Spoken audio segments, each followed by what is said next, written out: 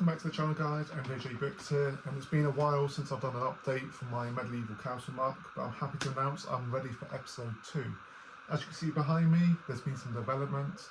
I've got a few more sets, and I've actually been able to build over the last couple of weeks. So let's break into it, what I've been doing, where the plan's going, how the plan's changed from the original episode 1. It's kind of gone out the window a little bit. Some elements are staying, others have completely gone. What I've been getting, Bricklink orders, Lego orders, minifigures. This is going to be a massive minifigure heavy MOC, so let's see what I've built and go jump into some sets that I've actually built. We've got this one over here, which is set 31168, the Horse Knights Medieval Castle. It's a very nice set, but quite blocky. It is definitely a play set. Not a great amount of detail, but it was a nice set to, one, get the minifigures in, and two, learn a couple of techniques. As you can see here, it comes with the Serpent Knight and the Horse Knights that we'll have a look at a bit later on. Another set I've built is the Medieval Town Square. If you manage to pick this up when it's out, you will know it's an amazing set. It comes with plenty of minifigures and also great builds and a little guard tower there. Little mini builds and everything. It's a great starter if you want to create a medieval MOC. Another set I've started to build is this one here. This is actually my second copy. It's the Siege Encampment, a Bricklink designer set. I was lucky enough to get a second one when it came out, I think it was last week, on Wednesday, when they had some extra stock and decided to sell it. But the only bit I've built from it so far is this, which is the Siege Tower. The reason I've only built this is so I know how high to make my castle walls. I was just building aimlessly, no real direction, but I thought I need to know the height of them. So I've built this one. It's a lovely little siege tower. So again, if you've got this set, highly recommend building it. But I have actually managed to build some of my MOCs, so let's take a look at that. I'll move on to what I've actually managed to build myself out of my own imagination. And that plan you saw in the first episode, it's kind of similar, it's a bit different. The biggest thing for me was the height and the river. River techniques and water I haven't really done, so I'm still trying and error, things like that. But I have managed to obviously come up with this out of my own imagination, and it's been a couple of weeks. This is probably the third or fourth rendition. I do something like it, come back to it, I don't like it. So it's just playing around really. But what I am at the minute, I am really enjoying.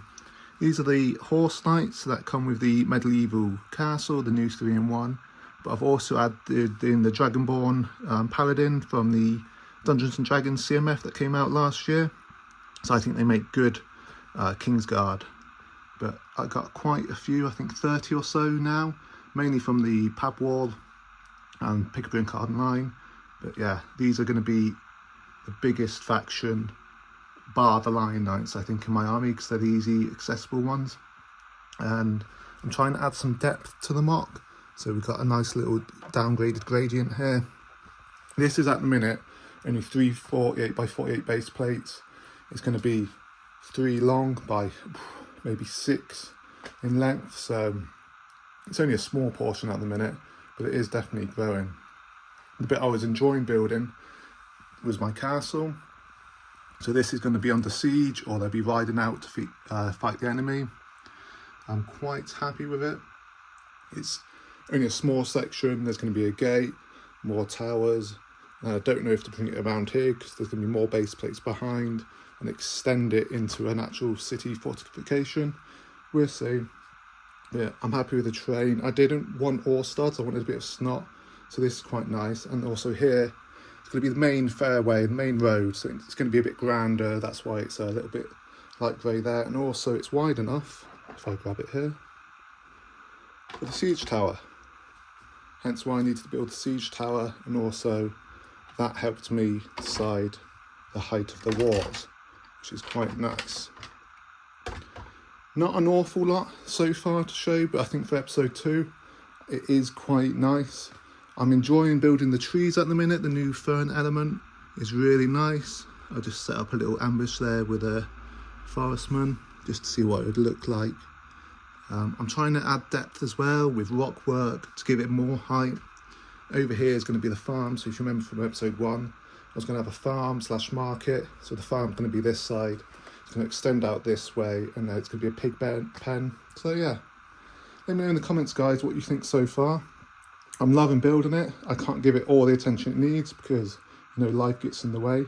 But before we finish the video, let's check out some minifigures. I know you've seen some of these in episode 1, but trust me, you've not seen them all because there's a great deal now over there. But let's look at the built ones first. Start on the left-hand side, some more of the Dungeons & Dragons CMF Dragonborns, and then some archers and the actual minifigures from the set, the Medieval Horse Knight set. So that's them. So that's going to be their castle, and the rest of the men over there. The reason I'm saying that's their castle now, because I know in episode 1 I said it's going to be the Black Falcons attacking the Lion Knights, but the Black Falcons are no longer on the Pick-a-Brick online, so they're getting a bit more expensive. So now it's going to be the Horse Knights versus the Lion Knights, defenders, attackers. We'll get to the Lion Knights in a minute, but yeah, the Black Falcons haven't changed. And over there, we actually have some more of the Beastmen, I think they were called, from the old CMF series. Luckily, I knew someone who had some, did me a really good deal on there, so I'm happy to have them. Then looking at the Lion Knights, they've swelled in number a little bit since episode 1, because trust me, there's a lot more than what you see here. Front rank, we have the Princess, and I've purchased the King. His colours, I think, go quite well with the Lion Knights, hence why he's now my King. The front row there are from the Lion Knights Castle, so I'm not going to change them too much. But behind, I've decked out some pikemen and some archers. These are going to be my rogue archers for the Lion Knights. And over there's the townspeople. But the reason I say you haven't seen them all, because if we come over here to my pieces bins, in here there's probably another 150, 200 torsos and legs for the Lion Knights. More equipment, moving up, more Lion Knights, more pieces to screw along, forest men, everything like that. So I have gone a bit OTT, but I think I will be using all this, maybe not just in this MOC, but to display maybe figures, stuff like that. I've also got some horse bards, animals, pigs. I've got some more of the new style horses on the way, like this one back here.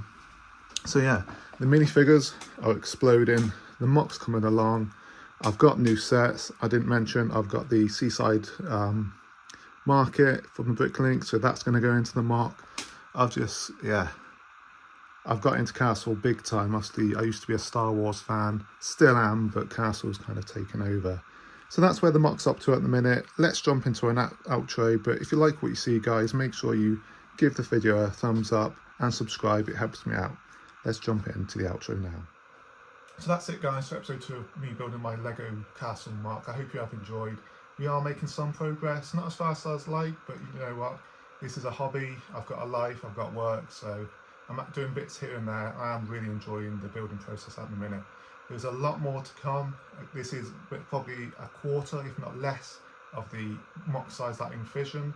And that's that, it's modular, so I can just keep expanding it. I hope you have enjoyed, and if you've made it this far, make sure you do smash that like button and subscribe to the channel. It really helps me out. And I hope to see you in episode 3 soon. See you in the next one.